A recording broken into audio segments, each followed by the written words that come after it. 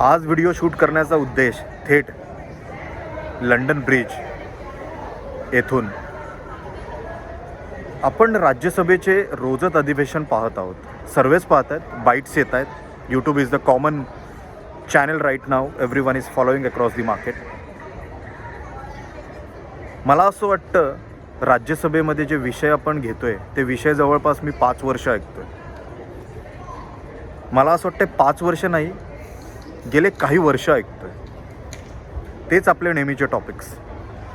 याला आरक्षण द्या, त्याला आरक्षण द्या, ही फेलोशिप बंद करा, ती फेलोशिप बंद करा,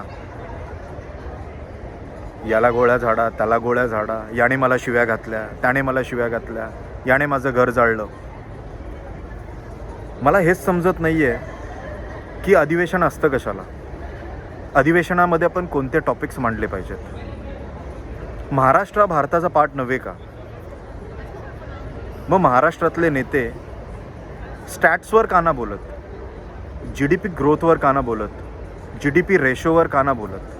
का त्यांची मेंटॅलिटी त्या पाण्यातल्या बेडकासारखी, ज्याला तुम्ही समुद्रातही टाकलं तरी तो 5 किलोमीटरच्या रेडियसमध्येच फिरत राहणार, कारण त्याची मेंटॅलिटी बेडकाची आहे. Why not our politicians of Maharashtra can become a dolphins? Why not we are thinking about in that way? Why we are surrounding with our own issues? आम्हाला हे ऐकायची इच्छा नाही आहे sir. As a youth, as a new comers, as a new people, as a new India, as a new Maharashtrians, we wanted to understand hear some different things from you. Probably you can talk on GDP growth, GDP values. आपले PM बोलतात की आपण super power बनणार आहोत. मला त्यांच्या इच्छेचा, त्यांच्या कॉन्फिडन्सचा आदर आहे. बट कसं? फक्त इलेक्शन आलं की हे स्टेटमेंट्स येतात. त्याच्यावर आपण काही काम करत आहोत का? USAची GDP 23.3 ट्रिलियन आहे. चायनाची GDP 17.7 ट्रिलियन आहे. जपानची GDP 4.9 ट्रिलियन आहे. आणि तसेच जर्मनीची GDP 4.3 ट्रिलियन आहे. आणि आपण बसलो आहे 5 नंबरवर विथ 3.2 ट्रिलियन.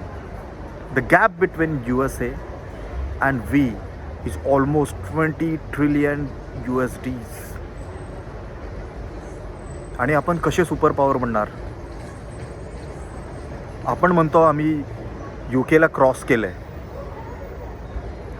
आपण UKला नक्की क्रॉस केलं असेल. आपण UKला नक्की क्रॉस केलं असेल. बट UKची GDP 3 ट्रिलियन USDs आहे, which is 0.1 trillion lesser than अस.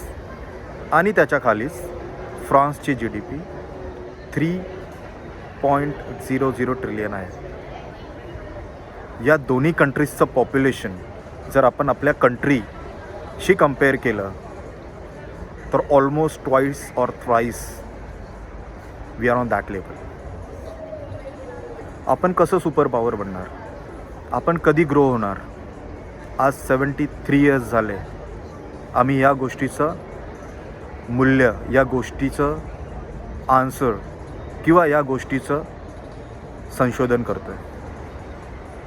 मी सांगतो, as a youth, as a new person, आपण आपल्याच प्रॉब्लेम्समध्ये गुरफटलेलो आहोत सर.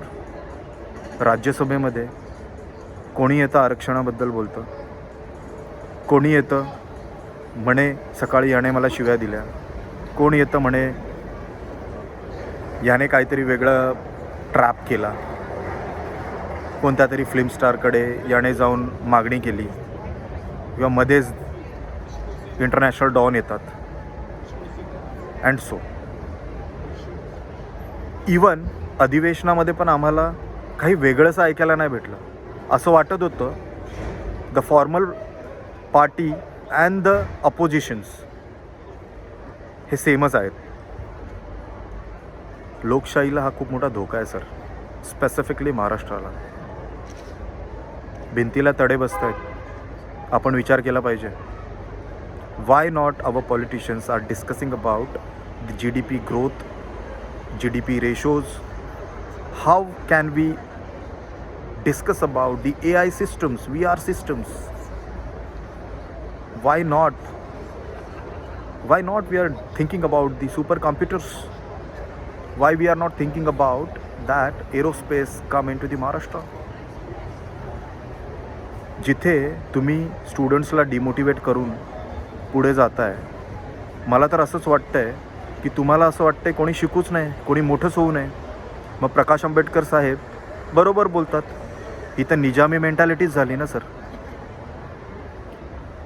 माझं माननीय CM साहेब, deputy CMs A and B यांना निवेदन आहे की तुम्ही या गोष्टींकडे पाहिलं पाहिजे. अधिवेशनामध्ये थोडे स्टँडर्ड क्वेश्चन्स आपण घेतले, त्यावर डिस्कशन्स केले तर कदाचित सर्वांचंच नॉलेज वाढेल. आम्हाला हे ऐकण्यात काही इंटरेस्ट नाही आहे. We youth wants to understand stats, how Maharashtra go and how India grow with Maharashtra. आम्हाला यावर डिस्कशन्स आवडेल. आम्हाला हे डिस्कशन्स नको आहेत कोणाला आरक्षण द्यायचं आणि कोणाला नाही द्यायचं. Those are very secondary topics. Fadnavis साहेब म्हणतात की हा इलेक्शनचा विषय नाही. मी तुम्हाला कंप्लीट सपोर्ट करतो सर. आरक्षण इलेक्शनचा विषयच नाही आहे. मग का बनवत आहे? भुजबळ तर तुमच्याच पार्टीचे आहेत इनडायरेक्टली. तुम्ही त्यांना शांत का नाही करत? मग तुम्ही म्हणताल की प्रत्येकाला संविधानामध्ये बोलण्याचा हक्क आहे. मग जेव्हा फेलोशिप्सवर स्टुडंट्स बोलत आहेत किंवा स्टुडंट्स नेत्यावर PhD करत आहेत, तेव्हा तुमचे क्वेश्चन्स काय येत आहेत? सर, कमजोरांना दाबणं बंद करा आणि स्ट्रॉंग्स लोकांबरोबर फाईट करणं चालू करा.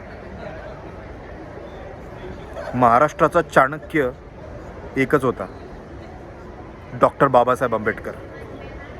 महाराष्ट्राचाच नव्हे तर भारताचा चाणक्य होता, जगाचा चाणक्य होता. आपल्या 5 किलोमीटरच्या रेडियसमधून बाहेर निघा आणि थोडं जग बघा. सगळी लोक हसतायत आपल्यावर, महाराष्ट्रावर हसतायत. तुम्ही आपल्यातच भांडणं करताय. प्रत्येक घरात भांडणं असतात, प्रत्येक गल्लीमध्ये भांडणं असतात, प्रत्येक क्षेत्रात भांडणं असतात. पण ती भांडणं सॉर्ट करण्यासाठी काही मोठी लोकं असतात आणि त्यातलेच तुम्ही. पण तुम्ही सॉर्ट नाही करत आहात, तुम्ही वाढवतात. माझी तुम्हाला नम्र विनंती आहे की तुम्ही या गोष्टीवर लक्ष दिलं पाहिजे आणि महाराष्ट्रामध्ये सुखशांती आणली पाहिजे. मला असं वाटतं हा माझा व्हिडिओ तुमच्यापर्यंत पोहोचेल as a youth, as a new Qamar in India, आणि तुम्ही याच्यावर लक्ष देता. जय भीम, जय ज्योती, जय महाराष्ट्र, जय भारत आणि आंबेडकरांचा विजय.